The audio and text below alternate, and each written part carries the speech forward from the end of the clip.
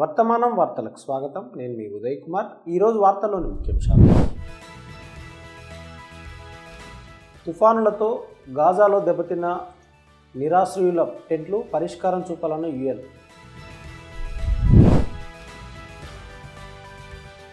ఫిబ్రవరి 1న కేంద్ర బడ్జెట్, జమాతే ఇస్లామీ హింద్ సిఫార్సులు.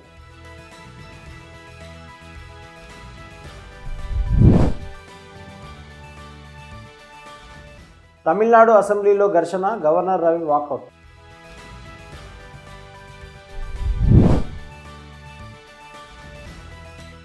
మెట్రో సమన్వయ కమిటీ సభ్యుల జాబితాను ఆమోదించండి, కేంద్రాన్ని కోరిన సీఎం రేవంత్ రెడ్డి.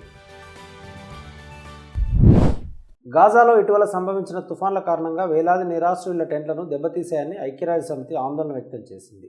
మరోవంక ఖాన్ యూనిస్లోని కొన్ని ప్రాంతాలలో గాజాలో మానవతా కార్యకలాపాలకు ఇజ్రాయెల్ రోజువారీ అడ్డంకులు ఉన్నప్పటికీ కొనసాగుతున్నాయని యుఎన్ తెలిపింది. ఈ మేరకు మానవతా వ్యవహారాల సమన్వయ కార్యాలయం ప్రతినిధి ఫర్వాన్ హక్ ఒక వార్తా సమావేశంలో మాట్లాడుతూ, రోజువారీ అంతరాయాలు ఉన్నప్పటికీ అవసరమైన ప్రజలకు యుఎన్ దాని భాగస్వాములు సహాయం చేస్తూనే ఉన్నారని అన్నారు. గత వారం తుఫాన్లు గాజా అంతటా 80 ప్రదేశాలను ప్రభావితం చేశాయని, కనీసం 4000 టెంట్లు దెబ్బతిన్నాయని ఆయన అన్నారు. 660 కంటే ఎక్కువ కుటుంబాలకు అత్యవసర ఆహార సామాగ్రి, టెంట్లు, టార్పాలిన్లు అందాయని ఆయన అన్నారు. కాగా గాజాలో దెబ్బతిన్న ఇళ్లను మరమ్మతు చేయడం, నిరాశ్రయులకు మరింత భూమిని అందుబాటులో ఉంచడానికి శిథిలాలను తొలగించడం, నీరు, పారిశుద్ధ వ్యవస్థలను తక్షణ పునరుద్ధరించాల్సినటువంటి అవసరం ఉందని హక్ నొక్కి చెప్పారు. మరోవంక ఇజ్రాయెల్ సైన్యం ప్రజలను వెంటనే ఖాళీ చేయమని ఆదేశిస్తూ ఎల్లో లైన్ వద్ద తూర్పున ఉన్న బనీ సుహీలా, తూర్ఫ్ ఖాన్ యూనిస్లలో కరపత్రాలు జారవిడిచిందని ఆయన అన్నారు. ప్రభావిత ప్రాంతంలో 400 కంటే ఎక్కువ కుటుంబాలు ఉన్నాయని ఓసీహెచ్ఏ అంచనా వేసిందని యుఎన్ ప్రతినిధి అన్నారు. పౌరులను ఎల్లప్పుడూ రక్షించాలని, సురక్షితంగా పారిపోవడానికి అనుమతించాలని మానవతా వ్యవహారాల సమన్వయ కార్యాలయం పునరుద్ఘాటించింది. పరిస్థితులు అనుకూలించినప్పుడు వారు తిరిగి రావడానికి కూడా అవకాశాలు ఉండాలని యుఎన్ ప్రతినిధి ఫర్వాన్ హక్ అన్నారు. కేంద్ర బడ్జెట్ అంటే అంకెల గారడి కాదు, అది ప్రభుత్వ ఆదాయ వ్యయాలను తెలిపే ఓ ఆర్థిక ప్రణాళిక. అంతేకాదు, దేశ ఆర్థిక వృద్ధి, సంక్షేమం, వనరుల కేటాయింపు, ఆదాయ పన్నుల వంటి కీలక విధానాలను ఈ బడ్జెట్ నిర్దేశిస్తుంది. కాగా ఈ ఏడాది కేంద్ర బడ్జెట్ను ఫిబ్రవరి 1వ తేదీన ప్రవేశపెట్టనున్నారు. ఈ నేపథ్యంలో జమాతే ఇస్లామీ హింద్ కేంద్ర ప్రభుత్వానికి కీలక సూచనలు చేసింది. దేశంలో ఉపాధిని పెంచాలని, సంపద పంపిణీ మెరుగుపరిచి డిమాండ్ దిశగా వృద్ధిని బలోపేతం చేయడంపై దృష్టి సారించాలని కేంద్రానికి సూచించింది. ఈ మేరకు 2026-27 కేంద్ర బడ్జెట్ కోసం భారత ఆర్థిక వ్యవస్థలో ఉన్న లోపాలను పరిష్కరించే లక్ష్యంతో జేఐహెచ్ ప్రభుత్వం ముందు పలు సిఫార్సులను ఉంచింది. భారతదేశ ఇటీవల ఆర్థిక పనితీరు ప్రకారం స్థిరమైన జీడిపి వృద్ధి, విస్తరిస్తున్న ఆర్థిక మార్కెట్లు, పెరుగుతున్న కార్పొరేట్ లాభదాయకతలో సంపద సృష్టికి దేశం బలమైనటువంటి పనితీరు చూపినప్పటికీ ఈ లాభాలు దామాషా ప్రకారం సమానంగా పంపిణీ కావడం లేదని, తగినంత ఉపాధి సృష్టి జరగలేదని జమాత్ పేర్కొంది. ఈ నేపథ్యంలో ఆర్థిక విధాన రూపకల్పనలో ఉపాధి ఫలితాలను స్పష్టంగా పొందుపరచాల్సినటువంటి అవసరాన్ని జమాత్ సూచనలు నొక్కి చెప్తున్నాయి. ఉపాధి ఫలితాలను మెరుగుపరచడానికి సూక్ష్మ, చిన్న, మధ్యతరహా సంస్థలకు ప్రజా క్రెడిట్ మద్దతును పునరూపకల్పన చేయాలని కూడా సిఫార్సులు కోరుతున్నాయి. క్రెడిట్ ప్రోత్సాహకాలను ఉద్యోగ సృష్టికి, ముఖ్యంగా మహిళలకు లింక్ చేయడం ద్వారా సామాజిక రాబడిని పెంచవచ్చునని జమాతే సూచించింది. అదేవిధంగా పారిశ్రామిక ప్రోత్సాహక పథకాలను కార్మిక ఇంటెన్సివ్ రంగాల వైపు తిరిగి మళ్లించాలని కేంద్రాన్ని కోరింది. ఇక వ్యవసాయ రంగంలో ఆదాయ అస్థిరత, గ్రామీణ సంక్షోభానికి కేంద్ర బిందువుగా మారిన నేపథ్యంలో ఇన్పుట్ సబ్సిడీని ఆదాయ స్థిరీకరణకు మార్గంగా మలుచుకోవాలని జమాతే సూచించింది. కాగా కేంద్ర బడ్జెట్ కోసం నిర్మాణాత్మక సూచనలను సమర్పించడం జమాత్ సామాజిక ప్రక్రియలో భాగమని ఆ సంస్థ పేర్కొంది.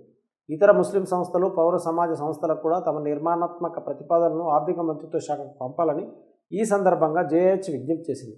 తద్వారా విభిన్న సామాజిక, ఆర్థిక అంశాలు జాతీయ బడ్జెట్ ప్రక్రియలో ప్రాతినిధ్యం వహిస్తాయని తెలిపింది. తమిళనాడు గవర్నర్ ఆర్ఎన్ రవికి డిఎంకే నేతృత్వంలోని రాష్ట్ర ప్రభుత్వానికి మధ్య ఘర్షణ మరింత పెరిగింది. శాసనసభ ప్రారంభ సమావేశంలో సిద్ధం చేసిన ప్రసంగానికి భిన్నంగా గవర్నరే ప్రసంగించాలని తీసుకున్న నిర్ణయం ఈ గొడవ కారణమైంది. ఉదయం అసెంబ్లీ సెషన్ ప్రారంభం కాగానే రాజకీయ రగడ రాచుకుంది.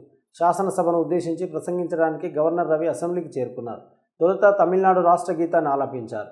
అనంతరం జాతీయ గీతాన్ని ప్లే చేసి అందరూ ఆలపించాలని అసెంబ్లీ స్పీకర్కు గవర్నర్ సూచించారు. అయితే అందుకు స్పీకర్ నిరాకరించారు. కాగా తమిళనాడు సాంప్రదాయం ప్రకారం మొదట రాష్ట్ర గీతం ఆలపించి సభ ముగింపులో జాతీయ గీతాన్ని ఆలపిస్తారు. ఈ విషయంలో గవర్నర్ అసంతృప్తి వ్యక్తం చేస్తూ అసెంబ్లీ నుంచి వెళ్ళిపోయారు. దీంతో అసెంబ్లీలో ప్రసంగించకుండానే గవర్నర్ రవి వాకౌట్ చేశారు.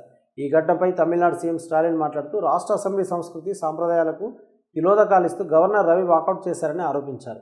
అసెంబ్లీ సెషన్ ప్రారంభంలో గవర్నర్ ప్రసంగించాలనే సాంప్రదాయానికి తూట్లు పొడిచారన్నారు. రాష్ట్ర ప్రభుత్వం తయారు చేసి ఇచ్చిన ప్రసంగాన్ని గవర్నర్ చదవాల్సి ఉంటుందని, అందులో ఆయన అభిప్రాయాలను చేర్చే అవకాశమే ఉండదని సీఎం స్టాలిన్ తేల్చి చెప్పారు. ప్రసంగంలోకి గవర్నర్ అభిప్రాయాన్ని చేర్చేలా అసెంబ్లీ రూల్స్ ఏవీ లేవన్నారు. కాగా గవర్నర్ రవి ఉద్దేశపూర్వకంగానే గత కొన్నేళ్లుగా ఇలా చేస్తున్నారని సీఎం ఆరోపించారు. ఈ విధంగా చేయడం రాష్ట్ర అసెంబ్లీని అవమానించడమే అవుతుందన్నారు. కాగా సభలో జరిగిన పరిణామాలపై గవర్నర్ కార్యాలయం ఒక ప్రకటన విడుదల చేసింది. సభలో పదే గవర్నర్ మైక్ను స్విచ్ ఆఫ్ చేశారు. ఆయనను మాట్లాడనివ్వలేదు. దళితులపై దాడులు, దళిత మహిళలపై లైంగిక హింసాకాండ వంటి వివరాలను గవర్నర్ ప్రసంగంలో రాష్ట్ర ప్రభుత్వం చేర్చలేదని గవర్నర్ కార్యాలయం విమర్శించింది. అందుకే గవర్నర్ ప్రసంగించేందుకు నిరాకరించారని ఆ ప్రకటన స్పష్టం చేసింది. ఈ పరిణామం రాజ్యాంగంలోని ఆర్టికల్ 176పై బీజేపీయేతర పాలిత రాష్ట్రాలలో గవర్నర్ పాత్రపై జరుగుతున్న చర్చను హైలైట్ చేస్తుంది. రాబోయే ఎన్నికల నేపథ్యంలో ఈ సంఘర్షణ ఇరుపక్షాలకు రాజకీయ వ్యూహంగా ఉపయోగపడవచ్చునని విశ్లేషకులు సూచిస్తున్నారు. అయితే గవర్నర్ కేవలం లాంఛనప్రాయ అధిపతిగా కాకుండా రాజకీయ ప్రతినిధిగా వ్యవహరిస్తున్నారని ప్రతిపక్షం ఆరోపిస్తుంది. హైదరాబాద్ మెట్రో సమన్వయ కమిటీకి సంబంధించి అధికారుల జాబితాకు ఆమోదం తెలపాలని ముఖ్యమంత్రి రేవంత్ రెడ్డి కేంద్ర పట్టణ వ్యవహారాల శాఖ మంత్రి మనోహర్ లాల్ ఖట్టర్ను కోరారు. మెట్రో ప్రాజెక్టులో జాప్యంపై తన ఆందోళనలు వ్యక్తం చేస్తూ కేంద్ర బొగ్గు గనుల శాఖ మంత్రి కిషన్ రెడ్డి జనవరి 16న తనకు రాసిన లేఖకు ఆయన ఈ విధంగా స్పందించారు. మొదటి దశను వీలైనంత త్వరగా రాష్ట్ర ప్రభుత్వం స్వాధీనం చేసుకోవాలని, రెండో దశ నిర్మాణానికి అవసరమైన ప్రతిపాదనలు కేంద్ర ప్రభుత్వానికి పంపాలని మంత్రి కిషన్ రెడ్డి రాష్ట్ర ప్రభుత్వాన్ని కోరారు. రెండో దశపై రాష్ట్ర కేంద్ర ప్రభుత్వాలు ఒక సంయుక్త కమిటీ ద్వారా సమన్వయం చేసుకుంటాయని కేంద్ర మంత్రి తెలిపారు. ఈ కమిటీకి 2 అధికారుల పేర్లను పంపాలని తెలంగాణను కోరినప్పటికీ ఇప్పటి వరకు పంపలేదని ఆయన అన్నారు. మంత్రి కిషన్ రెడ్డి లేఖపై సీఎం రేవంత్ రెడ్డి మాట్లాడుతూ సంయుక్త కమిటీకి తెలంగాణ నుండి అధికారులను నామినేట్ చేస్తూ కేంద్ర పట్టణ వ్యవహారాల మంత్రిత్వ శాఖకు డిసెంబర్ 12న మళ్ళీ జనవరి 15న లేఖలు పంపినప్పటికీ అవి ఇంకా పెండింగ్లో ఉన్నాయని తెలిపారు.